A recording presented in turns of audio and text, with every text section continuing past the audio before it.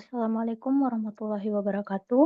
Perkenalkan nama saya Iyuandrani dari kelas NJ 402 ingin mempresentasikan hasil jawaban saya di mata kuliah Manajemen Perbankan.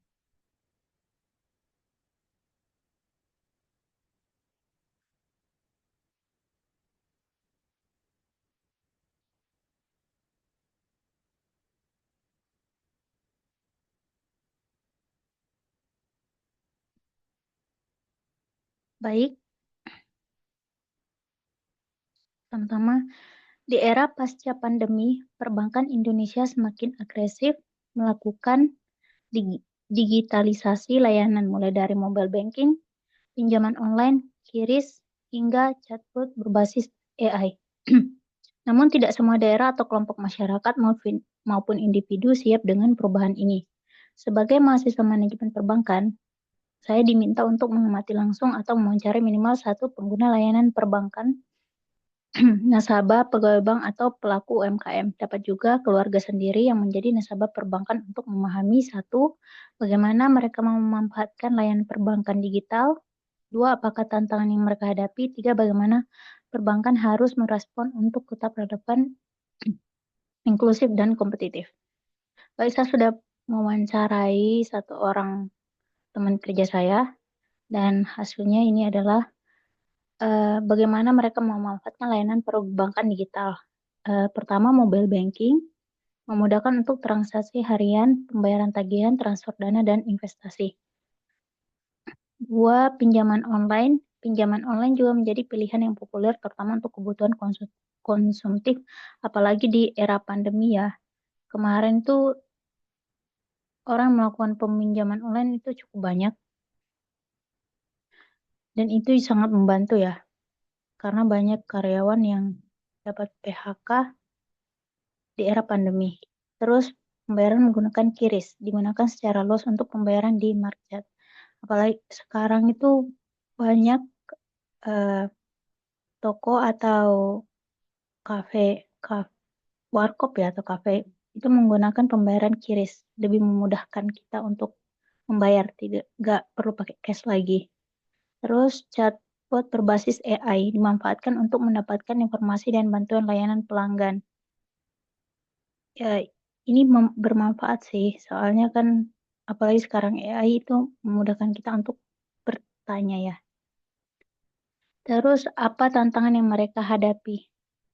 Pertama itu kesenjangan digital, akses internet dan perangkat digital yang tidak merata antar daerah perkotaan dan pendesaan serta antar kelompok masyarakat yang berbeda merupakan tantangan utama. Ini seperti di daerah saya ya, saya tinggal di pedalaman Kalimantan itu masih kurang akses internetnya sehingga tidak semuanya mendapat akses internet seperti saya sekarang itu menggunakan WiFi. Soalnya untuk jaringan sinyal biasa itu kurang mendukung. Terus kedua, literasi digital. Rendahnya literasi digital di era sebagian besar masyarakat Indonesia menghambat adopsi layanan perbankan digital yang lebih kompleks. Sebagian masyarakat lambat dalam mengadopsi teknologi digital. Beberapa cenderung masih mengandalkan layanan perbankan konvensional. Mereka mungkin memerlukan bantuan atau bimbingan untuk menggunakan fitur-fitur tertentu. Meskipun beberapa mulai menggunakan layanan dasar seperti transfer dana melalui agen perbankan. Uh, ini juga untuk uh, orang yang usianya lanjut itu mereka kurang memahami uh, seperti mobile banking ya. Mereka tuh kurang, kadang mereka pergi ke agen BRI, link untuk transaksi seperti transfer. Terus ketiga, kepercayaan dan keamanan. Kekhawatiran akan keamanan, risiko penipuan online dapat menghalangi masyarakat untuk menggunakan layanan perbankan digital. Keempat, infrastruktur. Kualitas infrastruktur internet yang belum merata di seluruh Indonesia juga menjadi kendala. Kelima, biaya. Biaya akses internet dan kepemilikan perangkat digital dapat menjadi beban bagi sebagian masyarakat. Ini biasanya tuh soal biaya biaya biaya internet kepemilikan digitalnya tuh kadang menjadi beban seperti ada biaya transaksi untuk mengirim. Tiga, bagaimana perbankan harus merespon untuk tetap relevan, inklusif, dan kompetitif. Pertama itu pembangunan infrastruktur digital, berinvestasi dalam perluasan infrastruktur digital termasuk akses internet dan jaringan telekomunikasi di daerah terpencil. Kedua, peningkatan literasi digital, melakukan program edukasi dan pelatihan literasi digital untuk masyarakat khususnya di daerah rural dan kelompok masyarakat yang kurang terlayani. Ini seperti tempat saya ini perlu peningkatan literasi digital.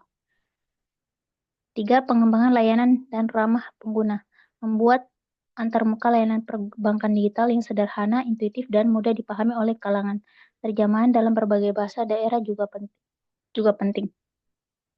Ini seperti uh, orang yang saya wawancarai, mereka bilang mereka harus memudahkan, seperti mengambil peminjaman di bank itu, mereka ingin dimudahkan persyaratannya. Terus keempat, penguatan keamanan cyber. Meningkatkan keamanan sistem dan data untuk membangun kepercayaan masyarakat terhadap layanan perbankan digital. 5. Inovasi produk dan layanan.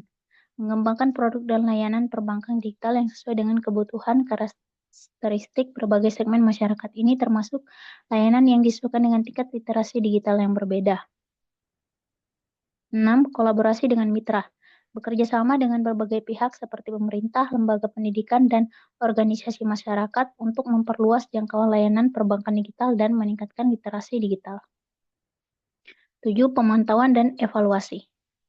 Melakukan pemantauan dan evaluasi secara berkala terhadap efektivitas program dan layanan perbankan digital untuk memastikan inklusivitas dan berkelanjutan. Penggunaan layanan perbankan digital di Indonesia pasca pandemi menunjukkan tren yang beragam tergantung pada faktor demografis, geografis, dan tingkat literasi digital. Dengan strategi yang tepat, perbankan di Indonesia dapat memanfaatkan potensi digitalisasi untuk mencapai inklusi keuangan yang lebih luas dan mendorong pertumbuhan ekonomi yang berkelanjutan. Demikian hasil jawaban saya, lebih dan kurangnya mohon dimaafkan. Wassalamualaikum warahmatullahi wabarakatuh.